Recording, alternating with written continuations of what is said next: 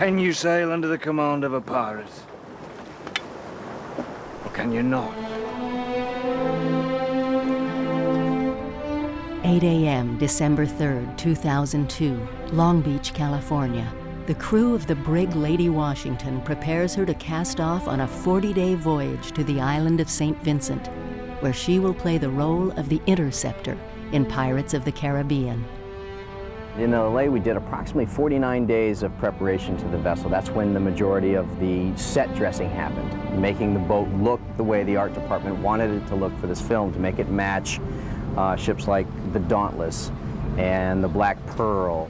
The Lady is a replica of the original Lady Washington, which sailed these waters in the latter half of the 18th century. She is 112 feet long and her main mast is 90 feet high. In addition to her 11 sails, Lady Washington is outfitted with a 318 horsepower diesel engine, which drives a modern-day propeller. We rebuilt the engine while we were in Los Angeles and then departed on December 3rd. Here we go, on the helm.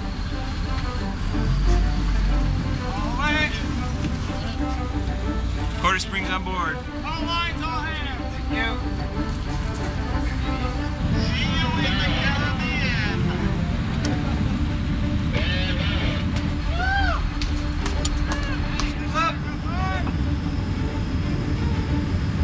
The journey will take her south along the coast of Mexico and Central America, then through the Panama Canal into the Caribbean Sea to the island of St. Vincent. We stayed coastwise most of the way down through the Pacific.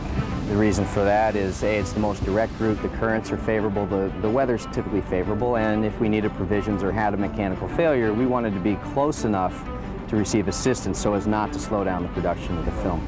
With many long days at sea before them, the crew settles into the work required to maintain Lady Washington during her voyage. Each crew member must know the Lady's rigging intimately and be willing to climb aloft to set and furl the sails at any time in any weather.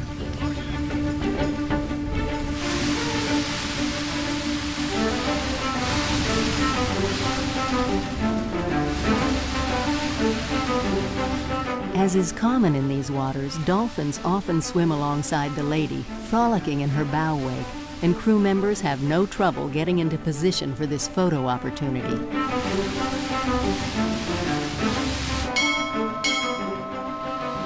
Swim call. To break up the monotony, Captain Brad occasionally stops the Lady so her crew can take advantage of the inviting coastal waters.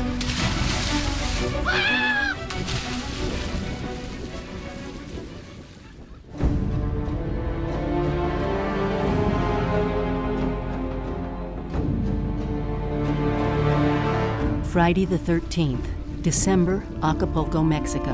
After a dangerous docking attempt at night in heavy swells, the crew anchors offshore until morning. Lady Washington sustained some damage, and crew member Tyson Trudell nearly lost a finger in the incident.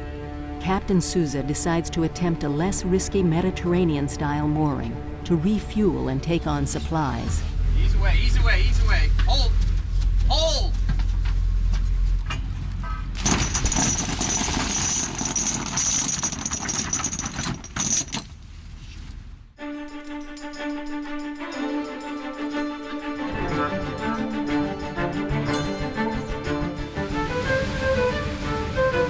Back at sea again, the Lady makes headway toward the Panama Canal, southward along the coast of Central America. 120 miles west of the Costa Rica and Nicaragua border. Over the next 9 days at sea, crew members take time out from their duties to make Christmas presents for one another. Too bad it's not for me. Pity. And a stowed-away tree is brought out on deck. We arrived 6 days early in Panama, and that played out later on as we got into what was the hardest part of the trip. December 24th, Lady Washington is moored in Balboa Harbor, Panama, and the crew decorates the tree, while Captain Brad meets with a canal official below decks. The cat shreds, chickens, pigs, snakes, and the pits of the Daniel Joram, the ship's chef, and carpenter's mate Sean Bull take a wild taxi ride into Panama City to replenish the ladies' galley with provisions. Everyone on the ship was looking forward to our trip through the Panama Canal. And at 7 o'clock in the morning on Christmas Day, we got the word, it's been arranged, you're ready to go. Christmas morning, the crew meets on deck with a Panamanian pilot who has come on board to guide the lady through her entire canal transit. As Lady Washington approaches the Miraflores locks, the crew puts out fenders to protect her sides from any damage. On the spring lines. The tugboat D.P. McAuliffe is commissioned to tie on to Lady Washington to secure her through the series of locks, which will raise her over 90 feet to canal level. When the final lock is opened, Captain Brad and the pilot, Oscar, navigate Lady Washington out into the canal interior, and the crew can relax for the time being. Eventually, Lady Washington arrives at the Gatun locks on the Caribbean side, and the crew prepares her to be lowered back down to sea level.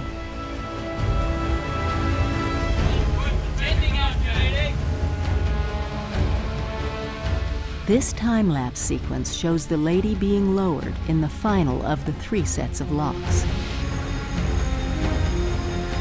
The massive steel gates open, and Lady Washington steams into Limon Bay 8 hours after commencing the transit. Below decks, Chef Daniel prepares a parting gift. Nice little Christmas present from the pilots. Send them off or something. Something to remind them of the holidays from this boat. Oscar, the canal pilot, steps off the lady after successfully guiding her between 2 oceans, and Captain Brad drops anchor for Christmas dinner. Yes. To our big toe. Captain Susan. After dinner, crew members exchange gifts on deck, satisfied that a major milestone in the voyage has been passed.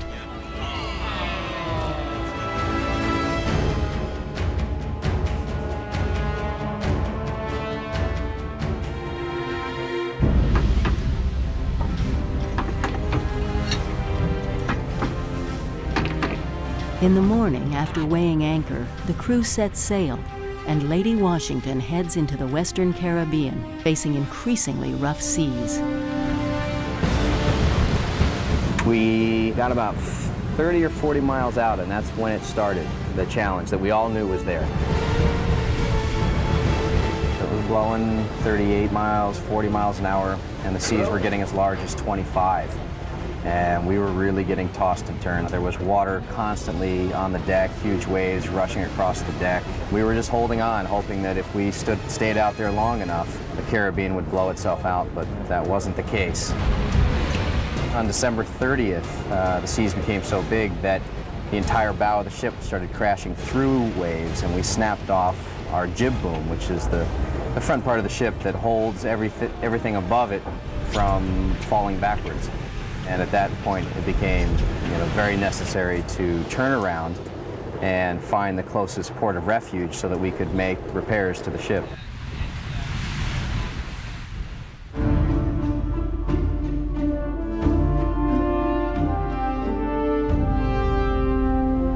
A decision is made to seek safe harbor in the old Spanish port city of Cartagena, Colombia. After a peaceful dinner on deck, and some repair rigging in the morning, Lady Washington set sail for the final leg of her voyage. We slowly crawled around the point of Colombia until we finally were able to achieve St. Vincent on January 12th, which was our actually scheduled arrival date.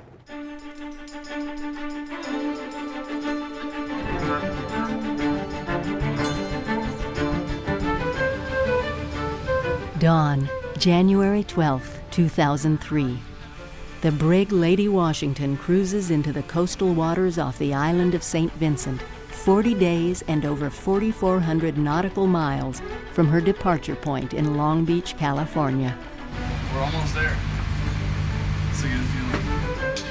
As Chef Daniel prepares breakfast, the crew on deck executes the easiest and most important mooring of the lady's journey.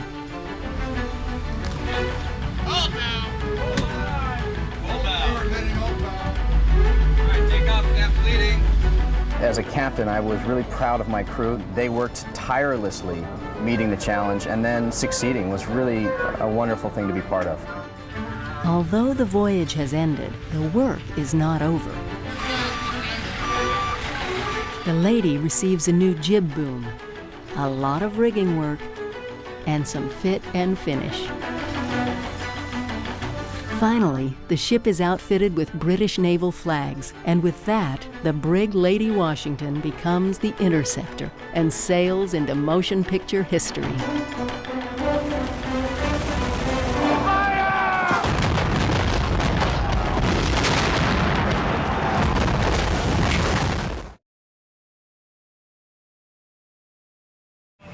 It's night 83, 21 days to go. Some of the guys are getting ready to go home.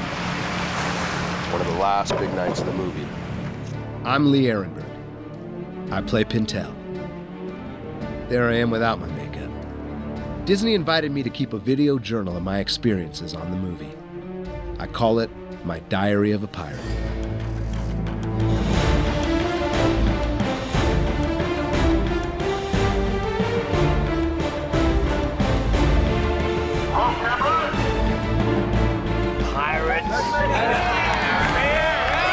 Thank you, Disney.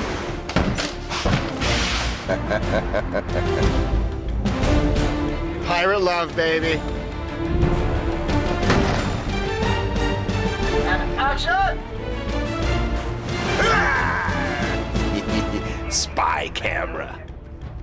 Yeah, hey, buddy. It's Gore Verbinski, our fearless leader, my good friend. Here he is, seeking me out by the makeup trailer to talk about an upcoming scene. When you guys are looking through the knothole Yeah, later, I want to make sure that we know. who that is. Well, there's that whole thing. I don't see nothing. Right. I want to make sure we know that what this is about. Cool, cool. That's one really cool thing about Gore. He's a general on the set and a real creative genius, but he also takes the time to have the common touch. There's nowhere else I'd rather be on the earth, like, you know, than making this movie right now. There he is, Vinny St. Vinny, my good buddy, Vince Lozano. And here's Joel Harlow, my makeup artist and one of the most important friends an actor can have. Here's Susan, my lens tech, putting in my 22 mil scleral contact lens. Comfy. An hour and a half to 2 hours every day in the chair. Yeah, any part of exposed skin? Belly button. Yeah.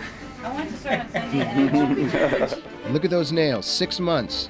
I'd trim them, but I wouldn't cut them. Hey there, Joe, we're ready for leave. All right. I'm ready to give them to you. All right. All right, and that does it. Cool. Let's a wrap. Big man, watch out with that sword, man.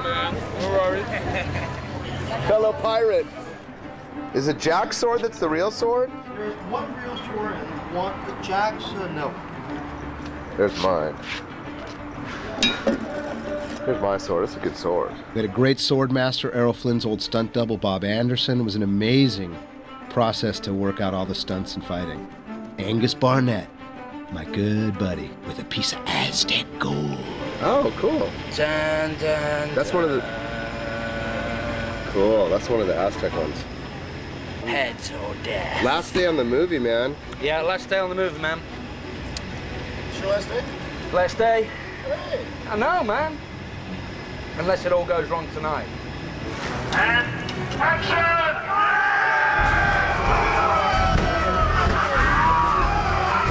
Here we are, storming Port Royal. This was a fun sequence. In rowboats, trying to get the timing right, as explosions are going off. We're trying not to fall in the water, light our beards on fire, or stab each other with swords. And we still want to look like pirates. It was awesome. Everybody okay? After I filmed that night, I stuck around because I wanted to watch things explode. So here I am just hanging out and shooting some of the crew. We're here at the Scrabble tournament. Every day. They are intense. Don't mess with Team Scrabble. Never. They're very witchy, these two. Queen Bee stuck up there. 4-letter words down there, you know. They got 2-letter words. They got Q's 4-letter without words. U's. These guys, this is Q without U. So how long you been a stuntman, dude? About 5 years. Did you get into it through like martial arts or what? Yes, martial arts. Dude, I think you rule, dude. We think you rule. Safety first, though. Definitely, safety comes Always, first. man, yeah? Yep. Cool. Cool. I love when they blow stuff up. It's my favorite. 3, 2, 1, action!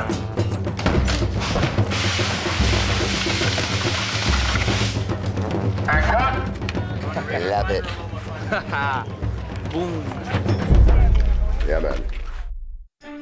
On our days off, we got to explore the island. Here we are in a cove high above looking down on the boats that were in the harbor. On the road with Carlton. So lucky, professional driver. There's Carlton Nichols, our driver. And there's the main highway of St. Vincent. Carlton off the falls at Trinity Falls. Nobody can say that we walked through the rainforest and made it to these falls. Right. True New York pirates. Truly.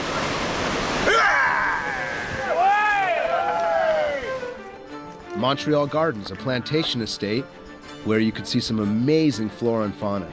Look at that amazing caterpillar. There he is. Come on, Davey. The real one. What a mugger. What a mugger. Isn't this beautiful out here? It's beautiful. I'm going over your shoulder. Got a PC in there, got the beard working. All you need is a parrot. Where's the parrot?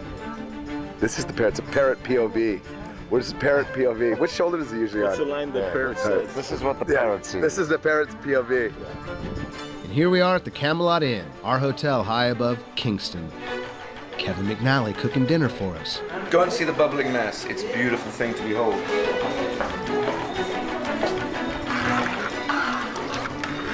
I'm just about to say that, you know, this is nearing completion, but about half an hour I gave it to the girl from New York, and she said that she thought it was good pasta sauce. Girl who lives in Tribeca, you cannot say Good better than that. pasta sauce. This is good from a Brit. It's a bit hot. Ooh.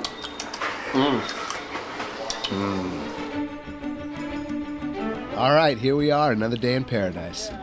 Working hard. There's the Black Pearl built on a barge. We're just off the coast, but sometimes it would take like a 30-minute boat ride to make it to the set. We're in the middle of a tropical depression, as you can see. Here's Chuck Stewart, prop master, storyteller, comedian extraordinaire. The wind's blowing pretty fast. I'd say about 33 knots. What do you think the wind capacity of the ship is? I think the wind capacity of the ship is about 19,000 pounds with the sails fully deployed. At this point, as you can see, we are fully deployed, but there seems to be a problem. We can't seem to catch the wind because there's some holes in the sail. Not yet. The beautiful Kira, amazing 17-year-old with more maturity than I'll ever have. Pintel's finest moment right there.